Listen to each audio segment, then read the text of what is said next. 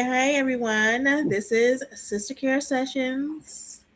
Um, I like to use this time to talk with different professionals in the field of healthcare, just to kind of educate the audience on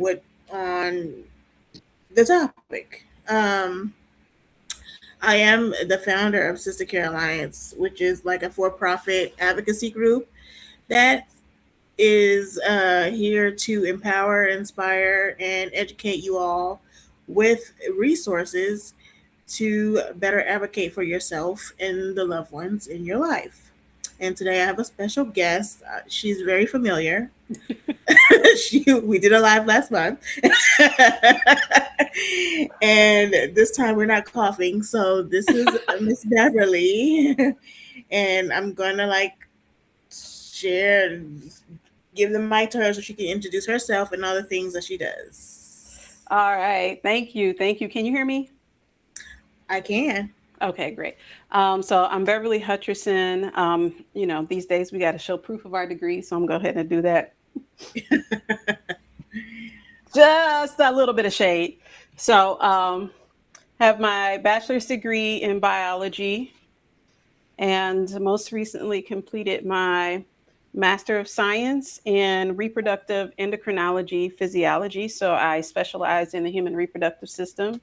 And I am currently a doctoral student at the University of Wisconsin-Madison studying clinical investigation, which allows people like me who have a basic science research background to support the improvement of getting that information that's stuck in research articles that ain't nobody reading into clinical practice. So, yeah, I'm excited to work with you today. I'm also the founder and CEO of Scientific Motivations, which is just a culmination of 20 years of health education and organizational consulting and career coaching that I've been doing and really kind of putting it in an entrepreneurial spin. And so I'm really grateful that Tisha reached out to me so that we can start this reproductive health series and get this information out to you today. Good stuff. Like I've said to her before, after our last live, I was very inspired. So much so that I may be going back to school, and I'm just kind of putting myself out there to get the degrees, to be in rooms, to meet different people, to network. And so these past couple of weeks, she has shown up for me in ways that I couldn't imagine by just giving me a lot of information. And so I take notes and I value her opinions, and so I'm so glad that we are able to have this space of reproductive health, a series which I feel like is so important. With our first topic being the menstrual cycle, I feel like as a woman we all have a menstrual cycle, and I think the farthest we've probably gone is health education, which is very general. But we don't know the science behind why we have one and what should we be looking for, and basically the terminology that we need in order to better advocate for ourselves in the spaces of a physician. So go ahead, Ms. Beverly. I'm excited. I got props, I got pictures, I know. and I got a whiteboard because I want to treat this like I would in my classes, um, just so that it allows me to slow down, and it also allows people to have visuals as they're processing information. So first thing I want to highlight is that what you just talked about. So in high school, you're likely not getting reproductive health education. What you're likely getting is sex ed, right? That's what you're likely getting, sex ed. I know I don't write big enough. That's that's kind of like what we call a Venn diagram to Yeah. reproductive health. So it's like sex ed is really kind of teaching you about like where babies come from and essentially how not to have a baby. That's kind of the focus of that, how not to get a disease and all that.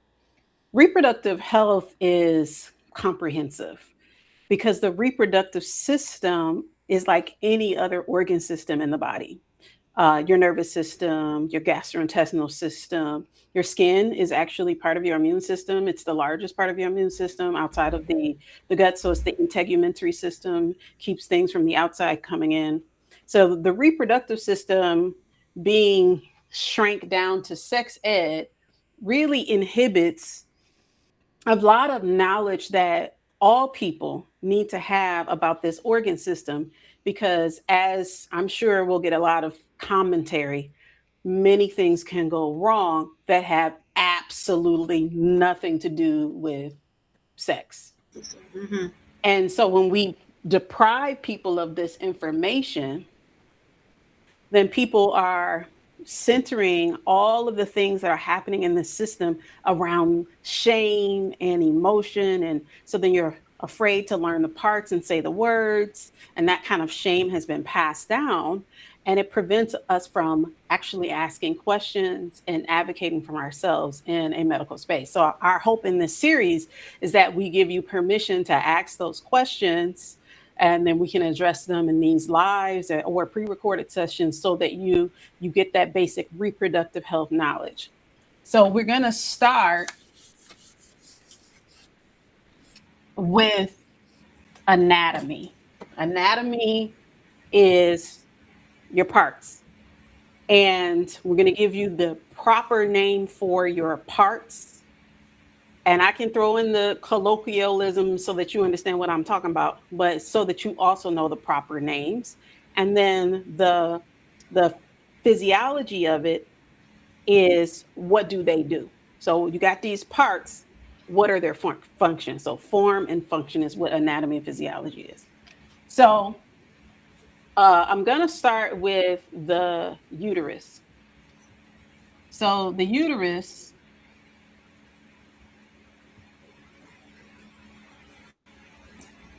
is its own reproductive organ.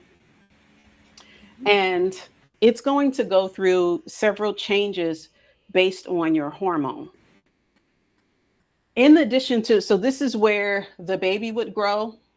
It really expands. It's a muscle. So it just expands in incredible ways. It can hold multiple babies, but at base level, it's really small. So it's just incredibly powerful.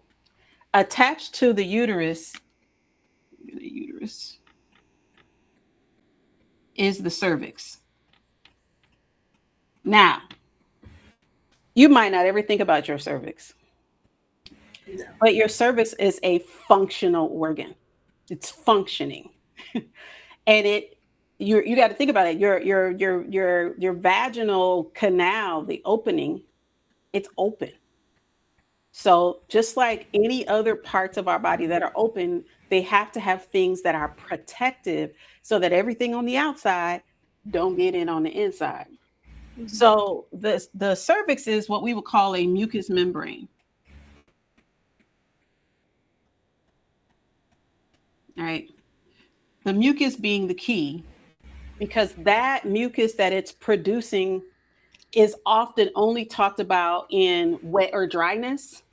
This mucus that it's producing is functional and it actually changes throughout your menstrual cycle because it when it wants to allow, when you're trying to allow fertilization, the mucus has to be not killing all the sperm because the sperm is a foreign body. Mucus, whenever we have mucus, whether you get a sinus infection, you get a lot of mucus, right? So mucus, wherever it's coming from, get in your throat because you need to cough something up so that it doesn't go into your body. So your body produces mucus to kind of catch things and to get rid of it. It's really protective. So I want, as you all think about your cervix, it is a functional organ.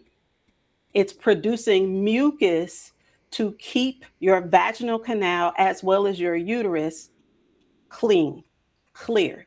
So what happens with this mucus that's being produced, then this is where people are saying the vagina is a self-cleaning oven. I'm not really a fan of that phrase because I don't think it conveys what everyone is thinking is going on. Um, so let me just pull out one of my little paintings. So you've got your uterus here, you've got your cervix here, Mhm. and then you have a canal, right? This is what the vagina is. It's a canal, tunnel, if you will, right? So the cervix is going to be producing the mucus so that this open hole in your body keeps things out that is not supposed to go inside your body, right? So when they say it's self cleaning, it's really about the cervical mucus that is protective. That is different. These are called your internal organs, right? These are internal, they're inside your body. That's different from the vulva. Okay, one second, I gotta get my other thing out so you can see. Okay, I'm ready. I showed you this last time. I know. Ugh. My living room is a mess because I have all this stuff out. Okay, so we see that we have a canal. That's where the cervical mucus. So right at the top, you'll see um, where the cervix is. Right here at the top. This Mhm. is producing the mucus.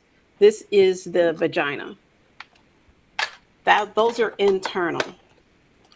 The outside, which we call external genitalia, external genitals.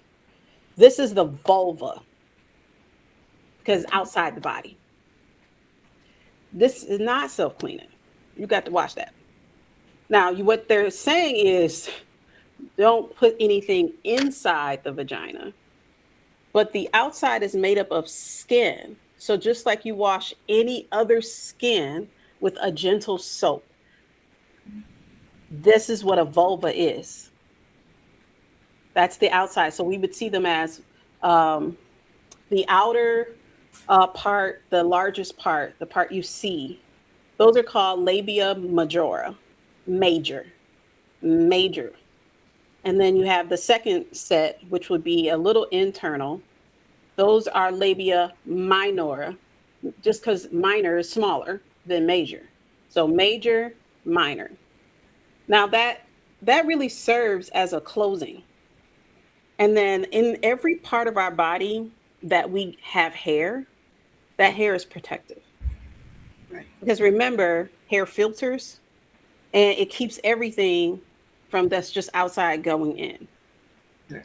So as far as cleanliness, don't put anything inside unless prescribed by your doctor or communicated by your doctor. But on the outside, a gentle wiping to keep things clear, that part is okay because that's skin, and that skin is really close to a set of sweat glands. And so you want to make sure that area is clear. So I just want to clear that up because I know there's a lot of conversation about this happening online about the self-cleaning oven, and Mhm. it doesn't resonate. First of all, who uses a self in real life? It We don't all really have water. clean. Like it's not a rich thing because who cleans their who pushes that button? I've never used that button. So when people Right. start talking about this self cleaning oven, I'm like, I've never seen a self that doesn't connect. So basically, they're just saying don't put nothing in there that is not cleared with your doctor, but gently with a gentle soap. Now, I want to be clear about that gentle soap. So I just mentioned that your cervix is producing mucus. That mucus is protective.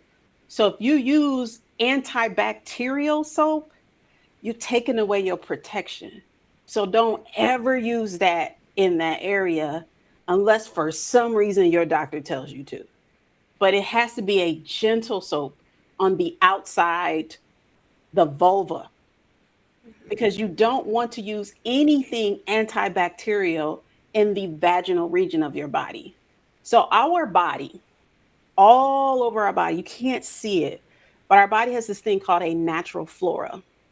And these are natural microorganisms that are protective. And so if you use things like antibacteria, usually like before surgery, you might use antibacterial. So they might tell you like you got to wash with that because at that point they don't want you to get infection. So they want to clear everything out.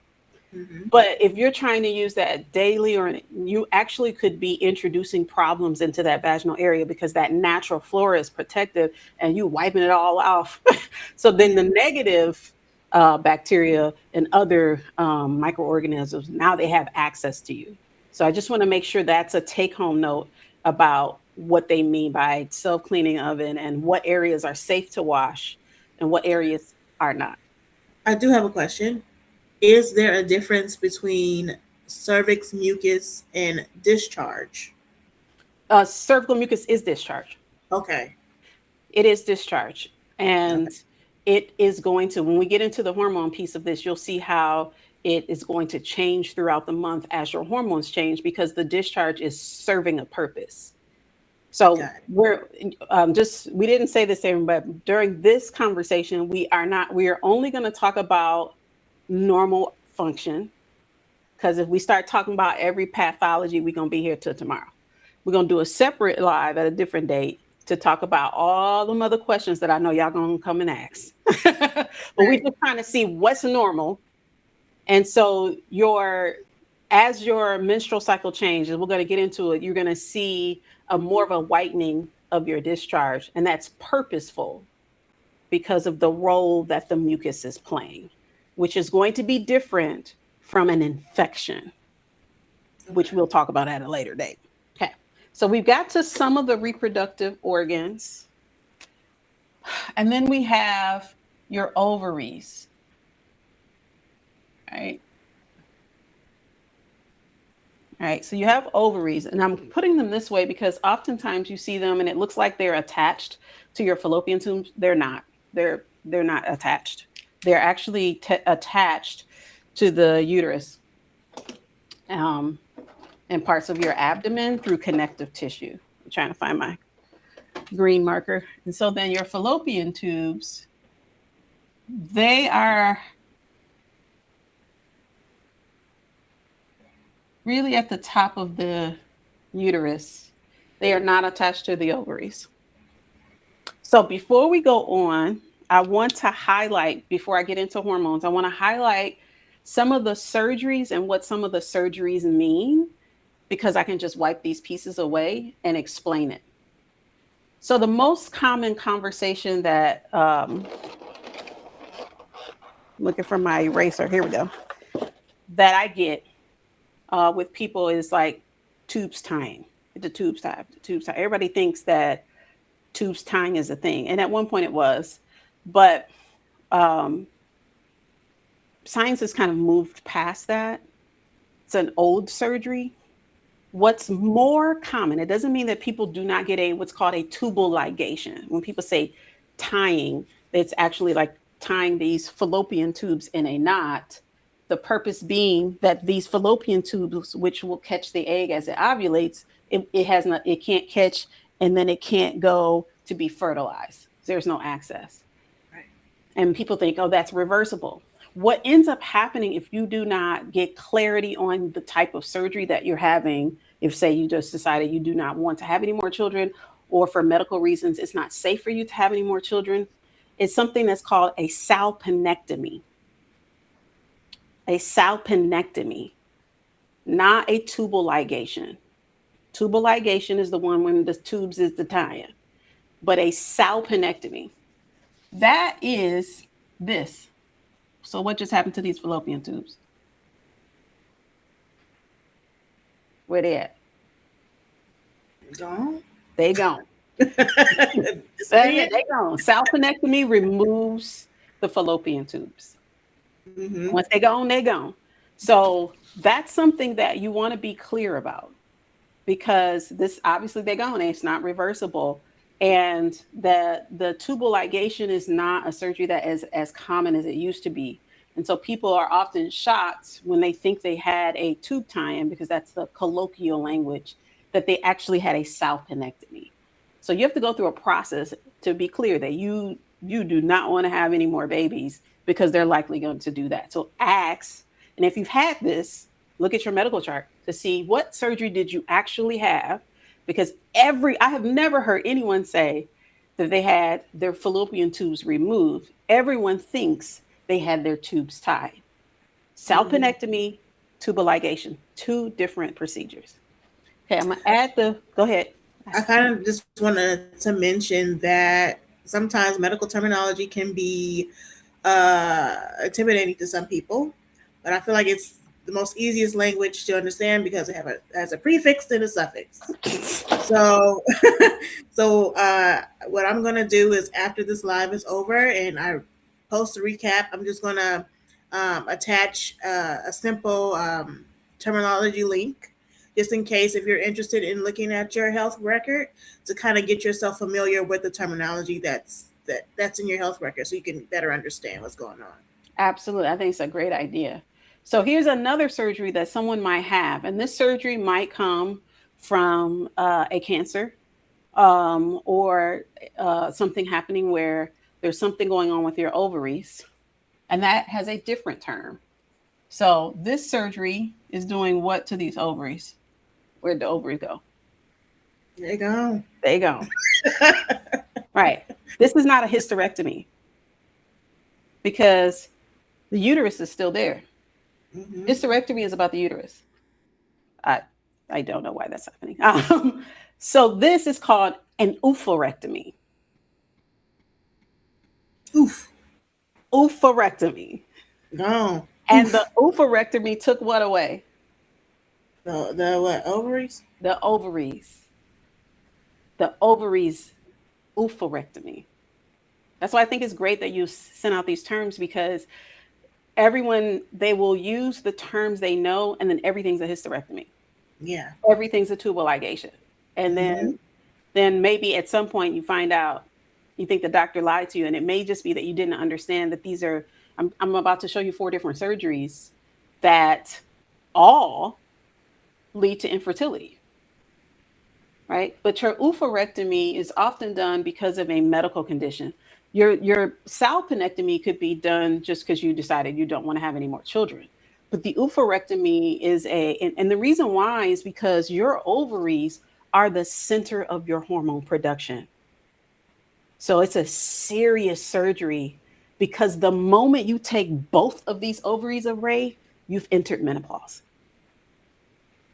right? So this is not the same as this. You can take these fallopian tubes and the rest of your uterus will work just fine. Your ovaries will work just fine. It just won't have anything to catch an egg for fertilization.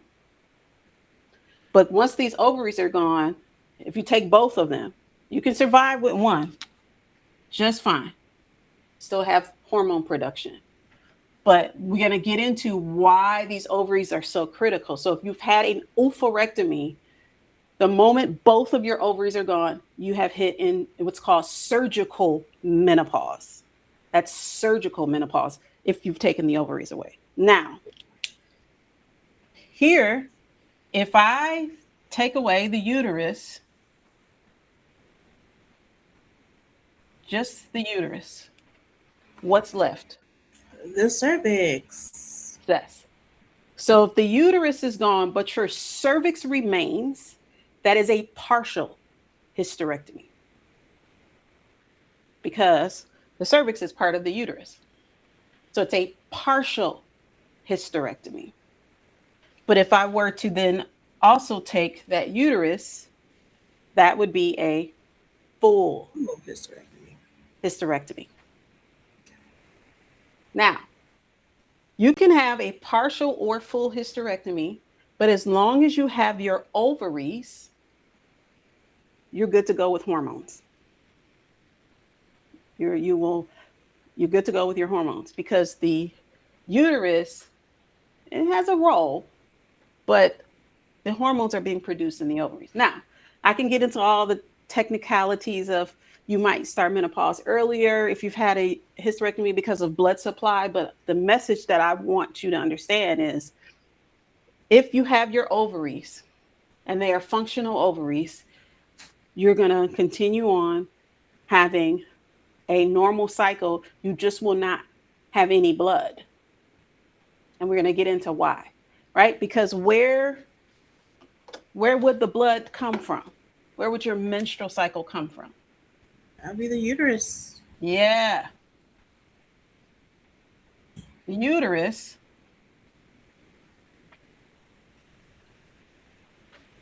That's where that's where you mince from. Mincing, shedding the blood. That's where that's happening.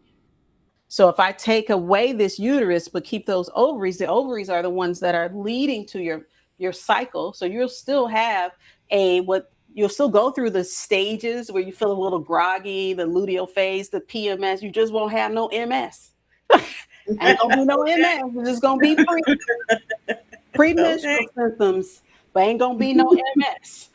So if you've had your uterus removed, full or partial, and you still have your ovaries, it's important to map out when you start having those feelings because they're going to be exactly like a menstrual cycle. Same time every month.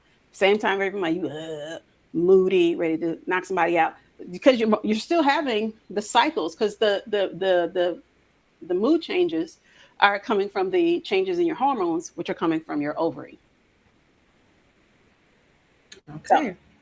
yeah, so we've talked about the surgeries. I wanted to kind of get that out of the way because I just hear so often everybody got a tube tied. It's not how that works.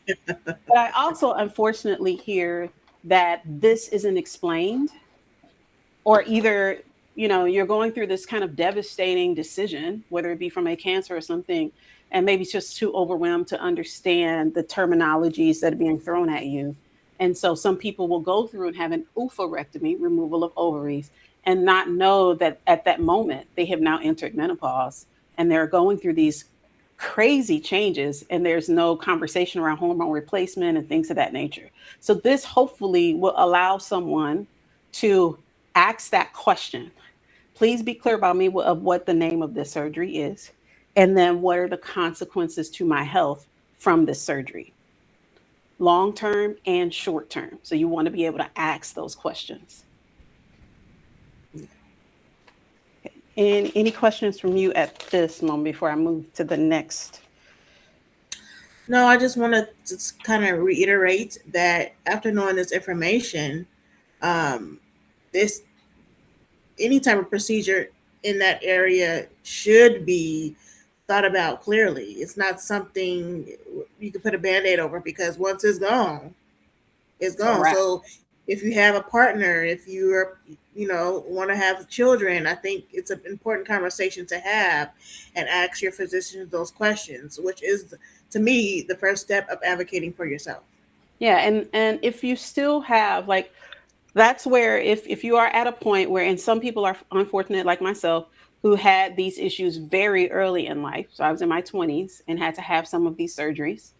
And the difference between me and most other women is this where I work. So I studied infertility. So I knew my options. I had the network. I can have all these conversations, which is why it's so important for me to do this kind of stuff because most people it was such an emotional 10 years. It was awful. And only reason I was able to navigate is because I understood what was happening to me. But I'm always thinking about people who don't have the language, don't have access to conversations, and not know what planning can happen. Because the reality is, when it comes to family planning in our community, um, the conversation around family planning in our community, particularly at a lower socioeconomic background, is all about not having children.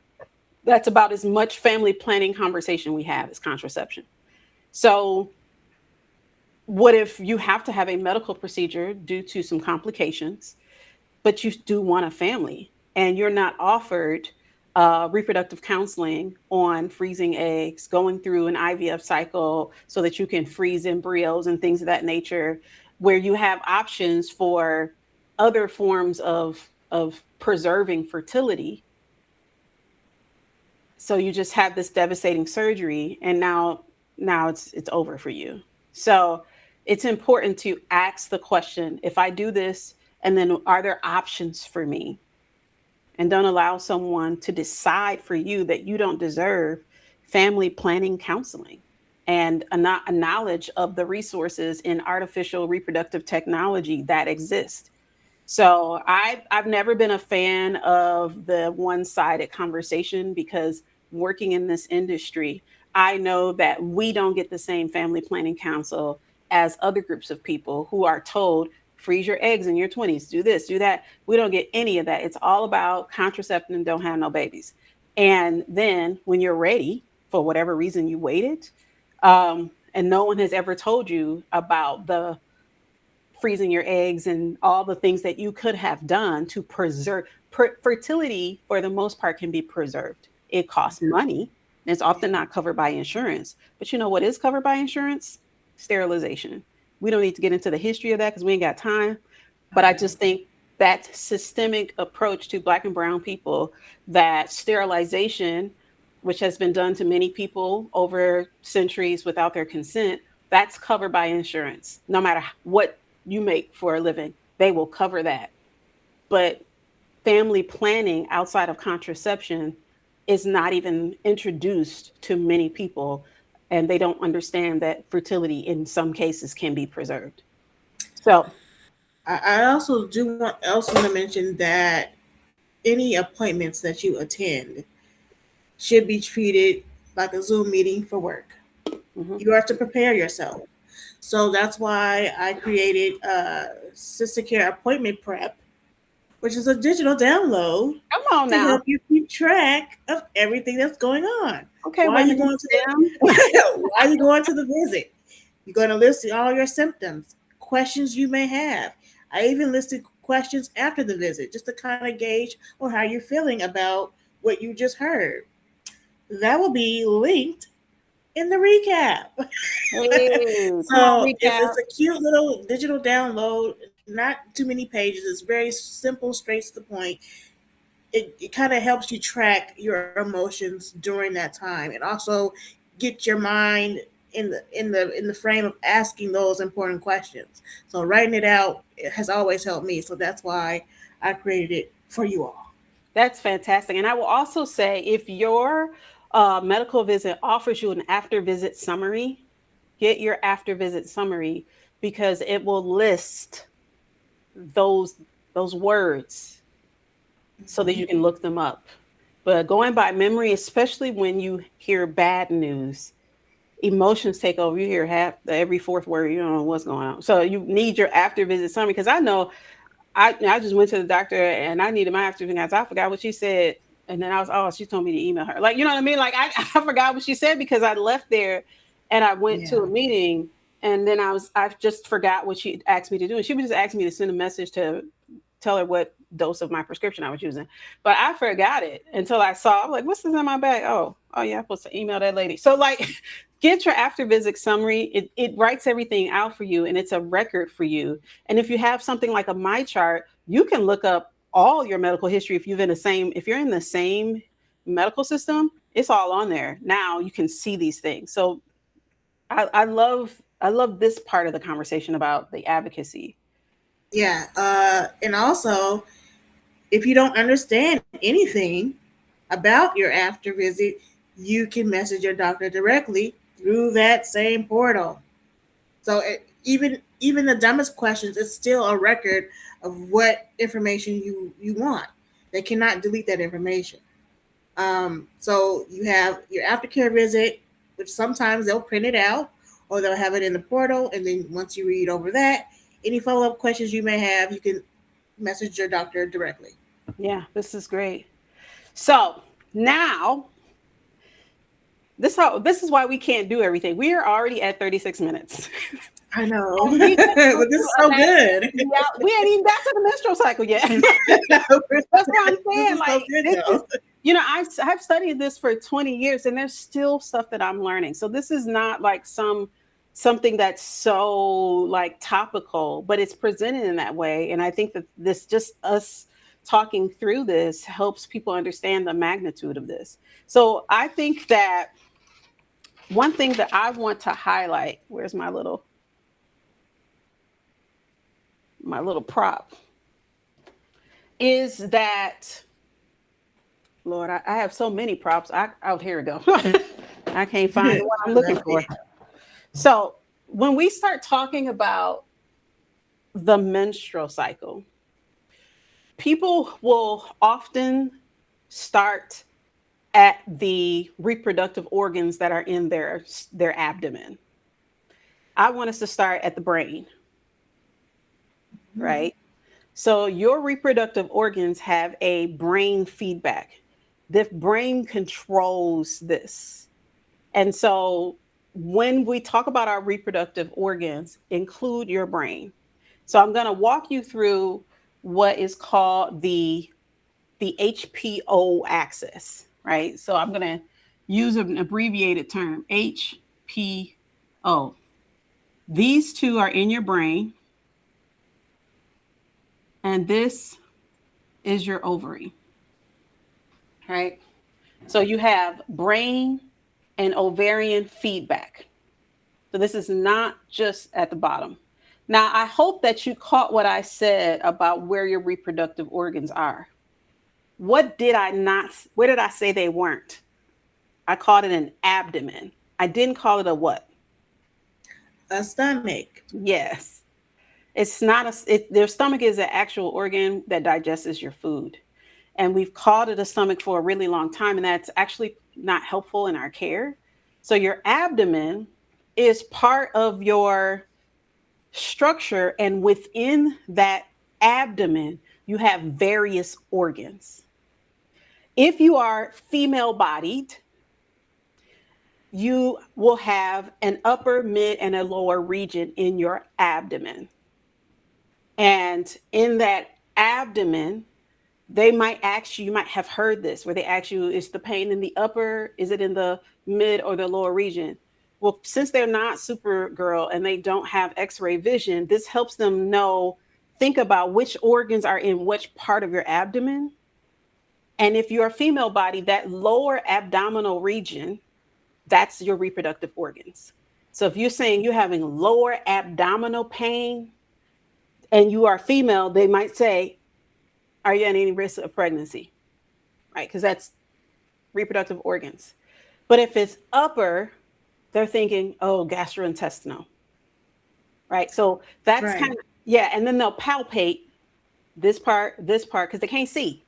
Right? Right. And then that's Because when, if you say like my stomach hurts, well, what did you eat? What yes. time of day did you eat? Was it bad? The conversation is far from the actual pain. Yeah. And so if you just replace one word, first of all, you're gonna sound real smart. I'm having abdominal pain. It's a Okay. game changer in the conversation, because now they're like, oh, are you What you a know about nurse? that? Right. What you know about What all are that? you doing? Where you learn that? And you want to have Right. those moments where you like throw in some medical terminology and watch them go, oh, I do it all the time for fun. It's fun for me at this point. And they'd be like, Hmm. are you a physician? And it's like, so you want to, that's why this is so fun for me, because especially when I work with teenagers, I'd be like, say you got abdominal pain. They'd be like, say less. I got abdominal pain. Like, and it does, it makes you feel smarter. So now if you're female bodied and you have lower abdominal pain, that tells them it is likely reproductive. And then they will go down a series of questions and maybe order an ultrasound or something like that to begin investigating. They'll start asking you questions about your menstrual cycle, all of that, because you told them it was a lower abdominal pain and they palpate it.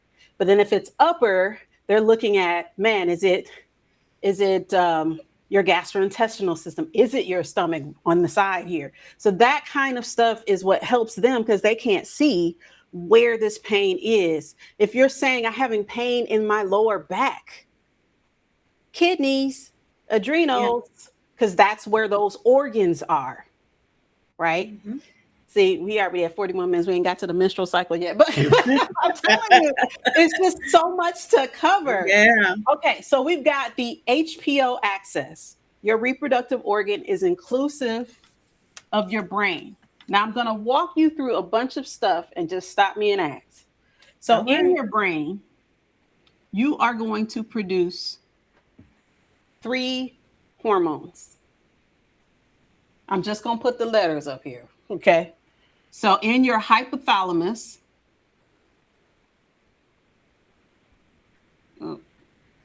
you're going to produce one hormone that's called GnRH. This hormone is critical.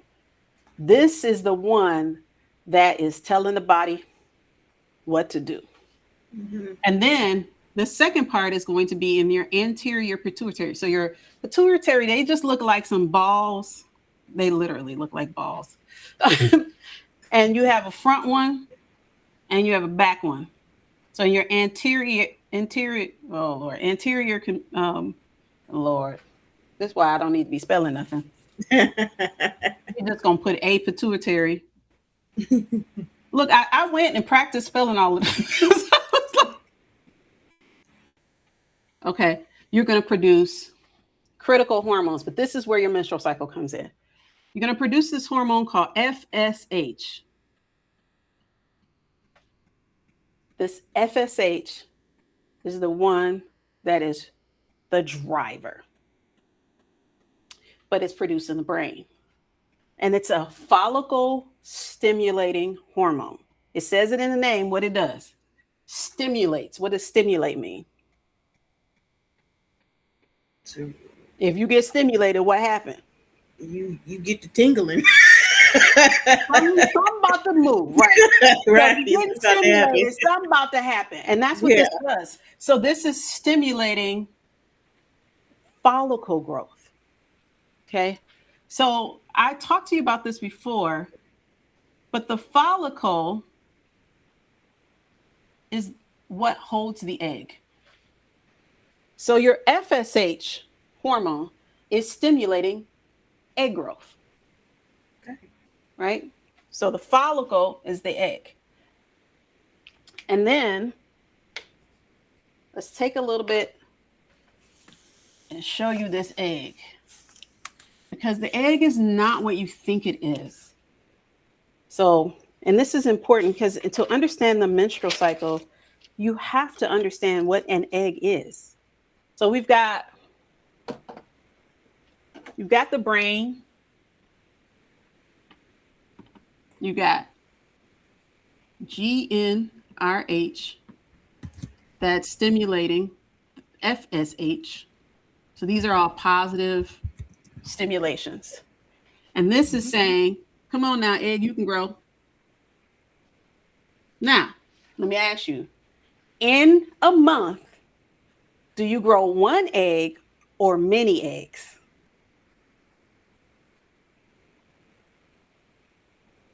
One. No. You actually are gonna grow about 20. Okay. That's the So you're mission. gonna grow 20. You're gonna ovulate one, Okay. Yeah. but That's what I was getting to. you're gonna grow 20. Now let's back it up. Now I want y'all to start thinking, why would I be growing 20 eggs, about 20 eggs per month? That's crazy. Not when you understand that the follicle is not just about getting pregnant. That's why I told you your ovaries are critical. Remember I said what I say the ovaries do? They produce what? Your hormones. Yeah. Your ovaries, they produce Hormone. estrogen, progesterone. So then if I'm growing the 20, this was actually my master's thesis. So I'm gonna try to keep it together. But because I get so jazzed. I know this You your know, jam. I had to study this. So, okay. There are actually, let's say, we'll put this in a different color.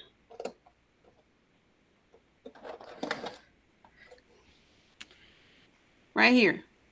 The red dot will be our egg.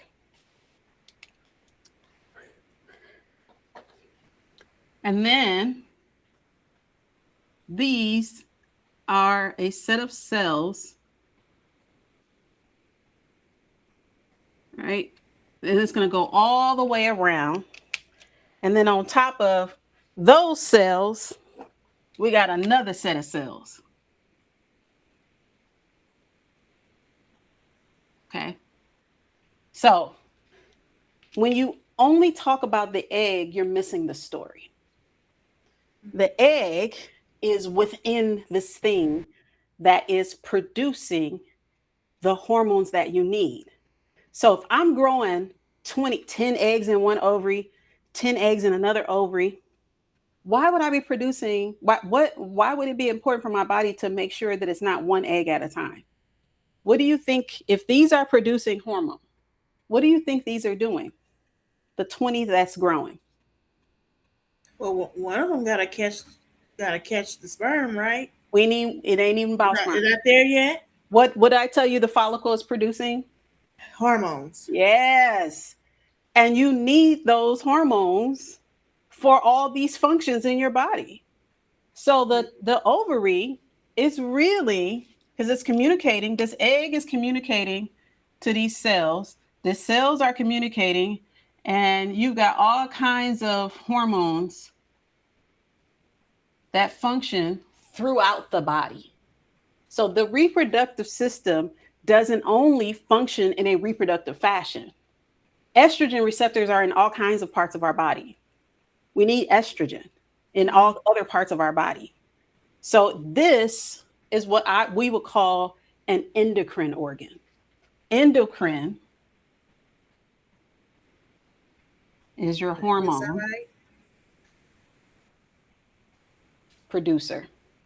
So those 20, now you only got one that's going to ovulate, but those 20 are keeping your body functioning. Mm-hmm. Right? Yeah.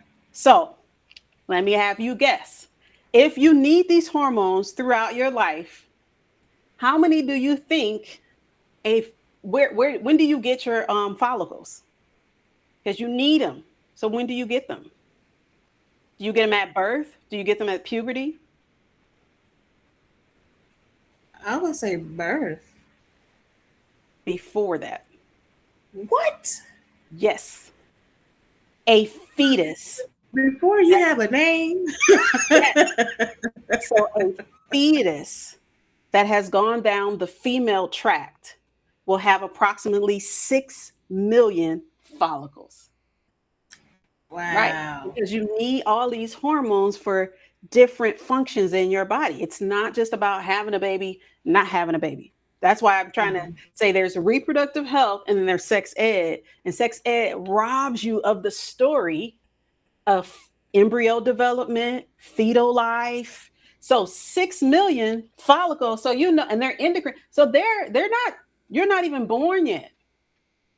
And you've got 6 million of these things. But at birth, you're down to 1 million.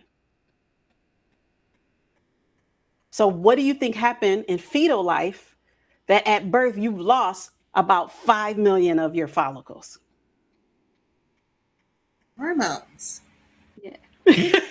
So that means that these are functional mini systems that are helping your body develop even before you're born. Right? But because they rotate, you use them up. So it's kind of like a battery, right? A battery only has so much life. Once it's done, you got to toss it in the trash, right? That's what happens. The body just reabsorbs them and then they die. And then the new batch comes forward. That's why you have the cycle every month because they're going to go through this cycle, they're going to die, and then the next one comes and you go through this cycle. And then when you get to puberty, now puberty is the point at which you could become pregnant. You're capable of pregnancy at that point. You're down to somewhere between 500,000 and 300,000. Now, I always ask this question. Is we supposed to have 500,000 babies? I hope not. Right. So then why does the body have us have this many follicles? Because this is more than just about getting pregnant. This is about maintaining the hormones in your body. Mm-hmm. That's what they're there for. That's their purpose. They maintain these hormones in the body. They don't just get pregnant or not get pregnant. So when you think about the follicle, and I'm trying to keep saying that so you can stop calling it egg, because the egg is where? Inside the follicle. The follicle produces your hormones. Now, these hormones, that's what's going to, at puberty, begin a cycle for the intent of a potential pregnancy. Right? So now these follicles have a very specific function: maintain hormones, potentially produce offspring, baby. Yeah. Right? So, what are these hormones? Because it's just like, first of all, what are hormones? They just proteins. They proteins that, like, how does it get from your brain to your ovary?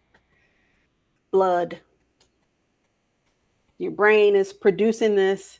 It's going to go through the blood system and it's going to land on these different tissues in your body.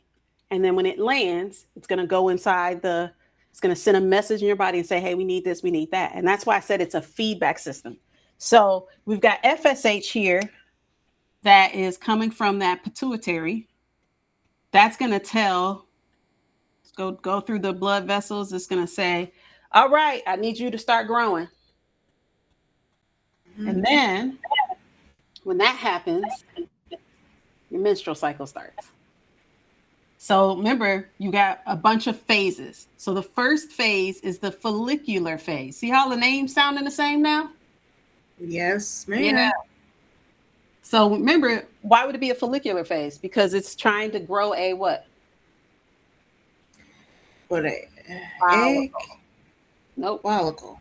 It's growing a follicular follicle. Yeah. So the FSH, remember, follicular, it's follicle stimulating hormone. Okay. So when the follicle stimulating hormone increases, it starts the follicular phase, which means these are gonna grow. Okay.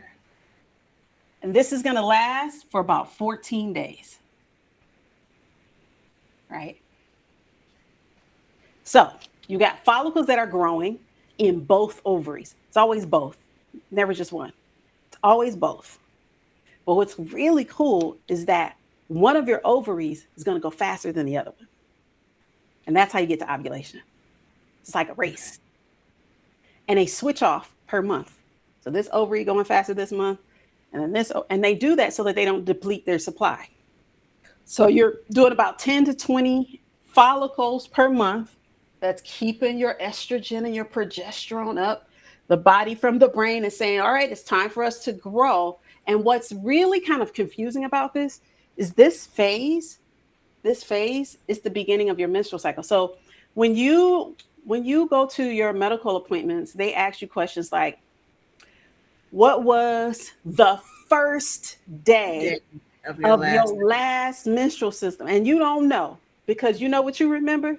That damn last day. We don't know when it started, but I can tell you when that ended. So that first day, that's why they're asking that, because the first day of your menstrual period is the first day of what?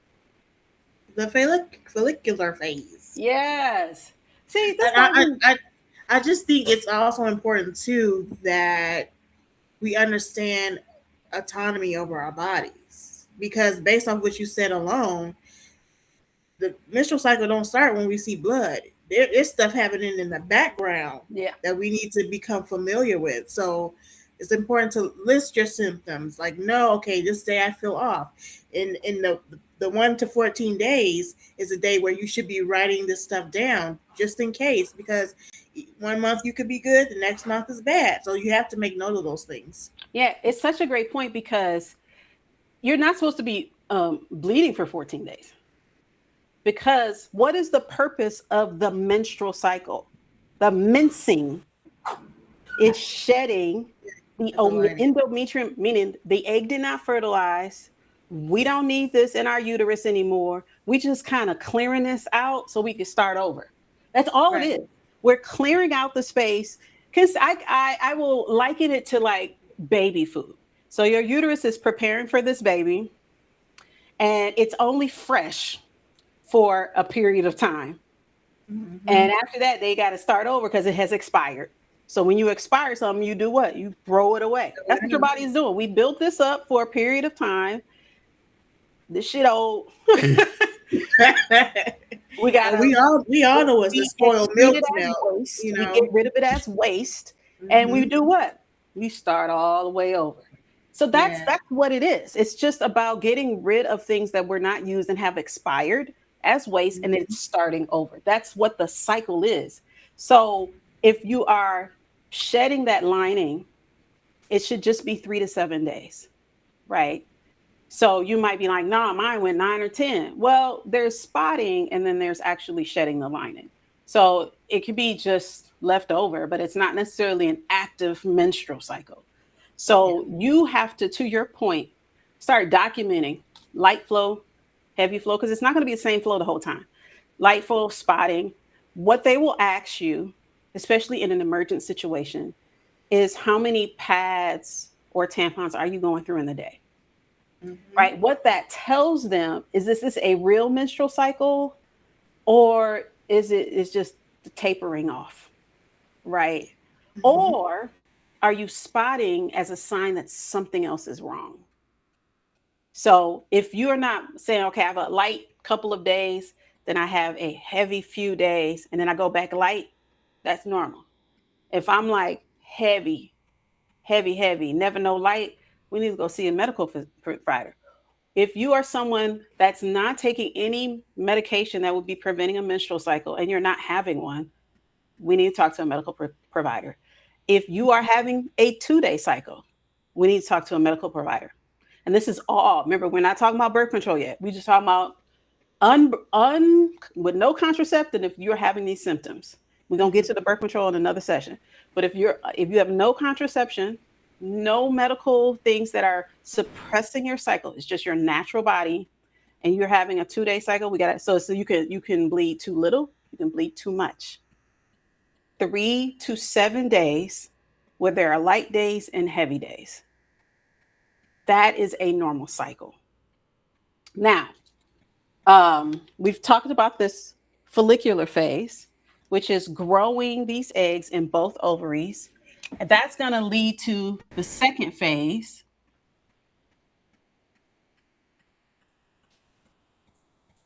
We already done grew the eggs. They grown. The next phase is prepping it for potential fertilization. That is going to be a different hormone, luteinizing hormone. So the structure of this follicle is going to change.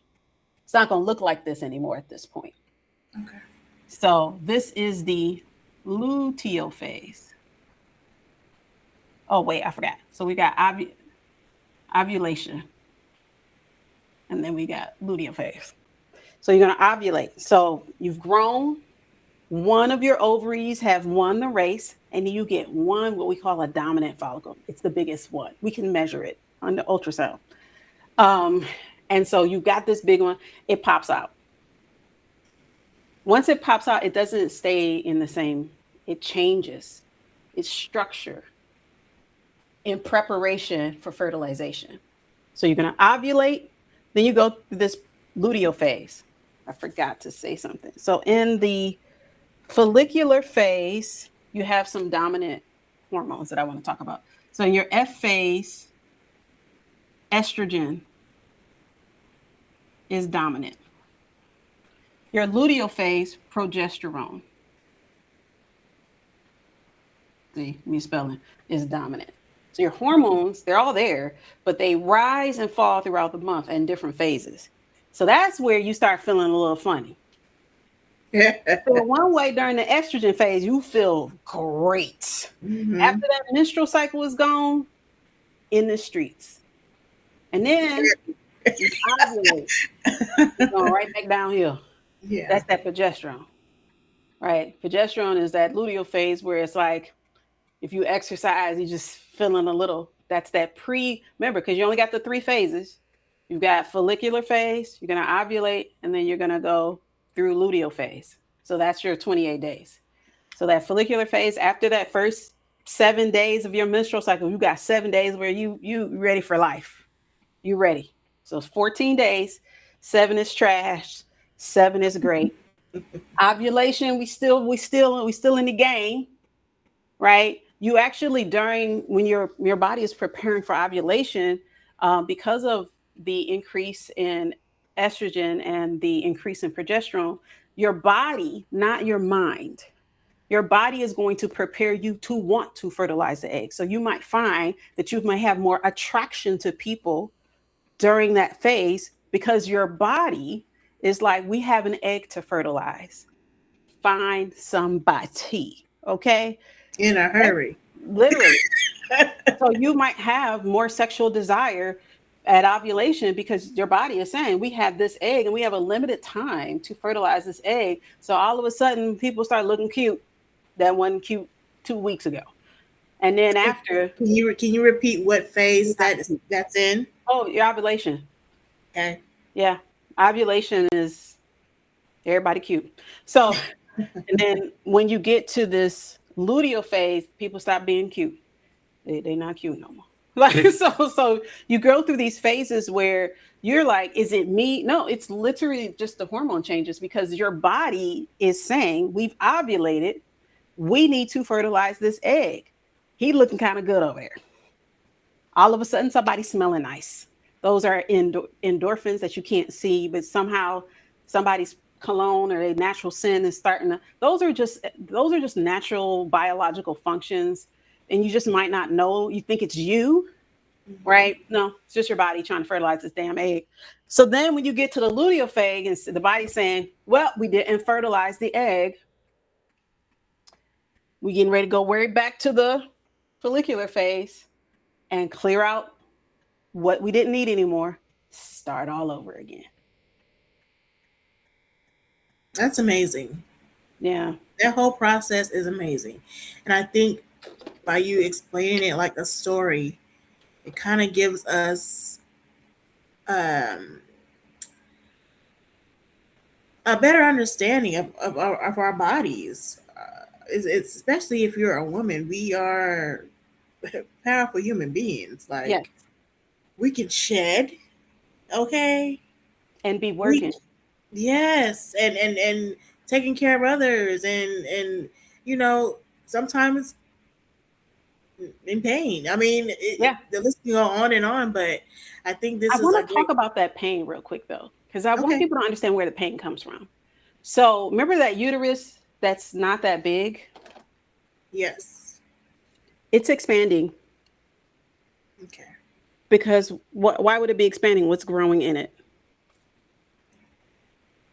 The A the in, fetus. the lining. Yeah. It's expanding because it's filling up, Okay. So right? then it can spread. So you're not crazy. It is. You're filling it because this uterine that was empty is one size, but as it fills up, it's another size. So you're filling it. So I want you to think about your uterus because it's a muscle. If you want to get something out of a hole, say if I take a bottle and I'm trying to get something out of a hole, what do I do with the bottle? Shake. I mean, squeeze it. Yes. That's where your pain's coming from. It's Mm. contracting. It's not, so you don't want to think your uterus is just slipping on out of there. You know it ain't because you feel all of this stuff that's going on. No, it's because your uterus is contracting to push out the fluid, like you would if you turned a bottle upside down. You would squeeze. Your think about it like you do your ketchup or your mustard, your upside down ones. You squeeze it to get it all out. So that's that contractions that you're feeling, that you ready to kill everybody. That's that you're Mm-hmm. not crazy. So your uterus, once it gets to close to ovulation, it's filling up. You get to the luteal phase where it's like, hey, you look kind of good over there. And Mm-hmm. then if you don't fertilize it, nobody didn't produce successful fertilization. It's like, okay, well, we want to remember you've been filling up for days. So we got to get all of that out of there so we can start over. So yes, we got to get it out of there. Yeah. It's just Yeah. contracting to get it because it's only supposed to do that for 7 days. So it needs to empty so they can start over.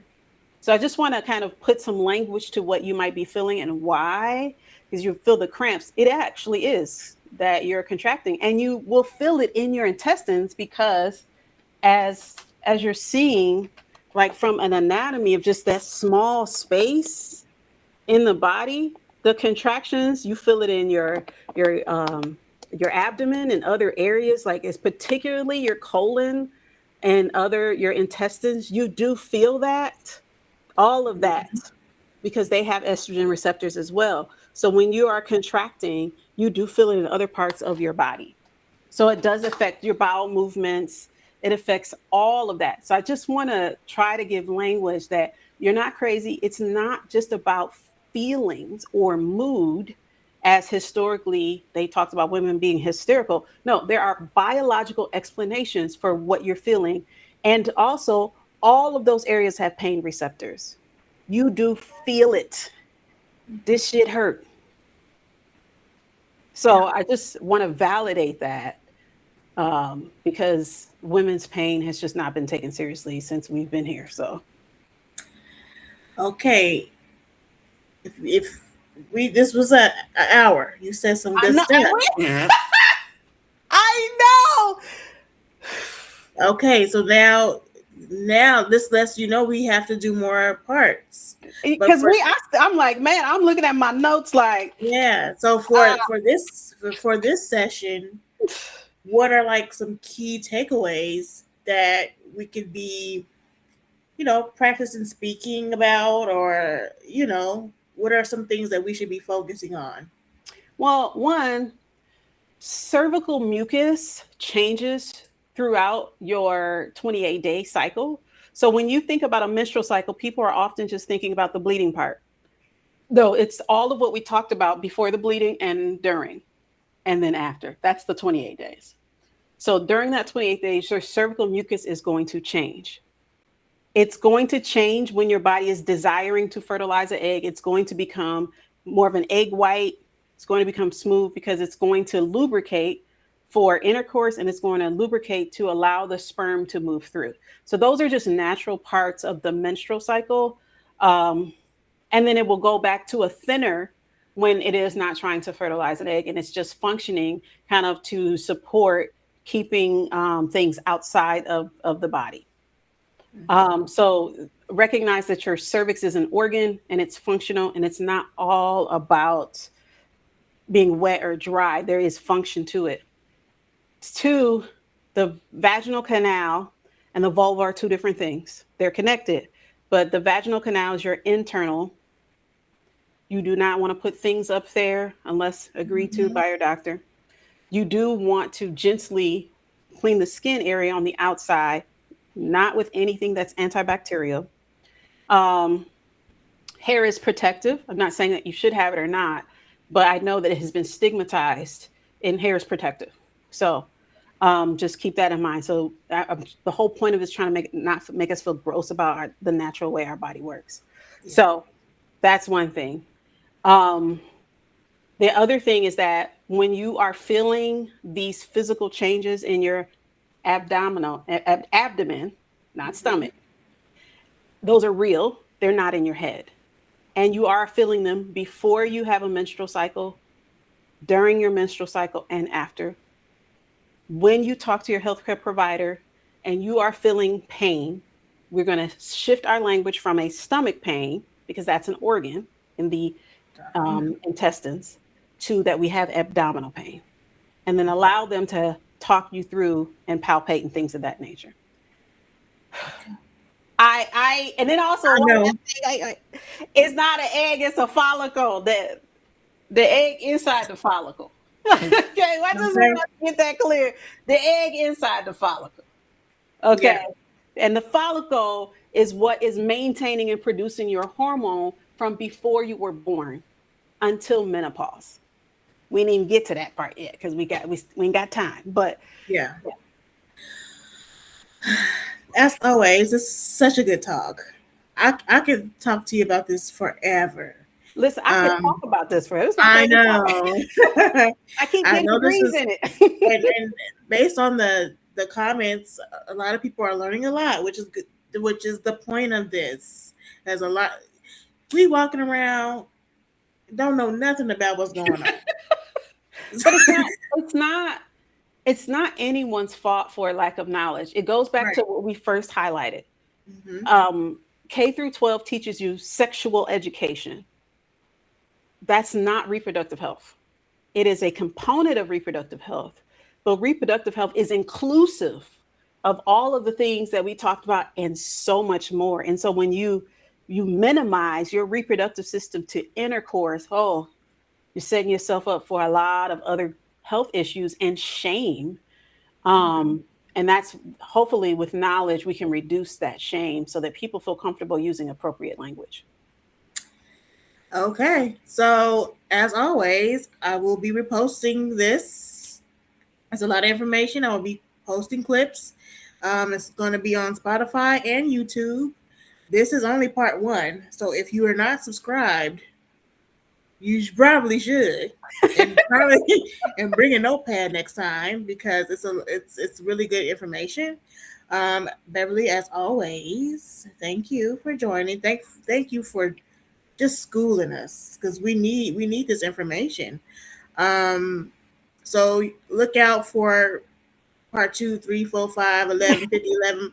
We're that's what we're here for. Yeah, Um, and then we want to hear from you. We want to know what your questions are, and we can tailor the conversation because I know so many people want to talk about what's wrong, but in order to know what's wrong, you got to know what's right.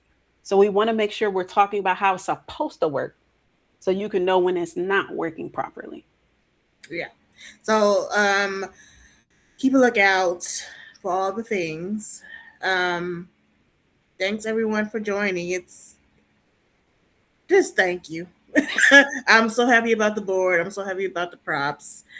And this should be a successful series that I'm excited about. And you all should be excited about it too because it's informational. And like I always say, the best way to advocate for yourself is to learn to educate yourself on what's going on. Yeah. So, as always, we'll be back. Thank you all for joining. Good night. Good I night. look forward to look forward to the next one. Bye, everyone. Bye.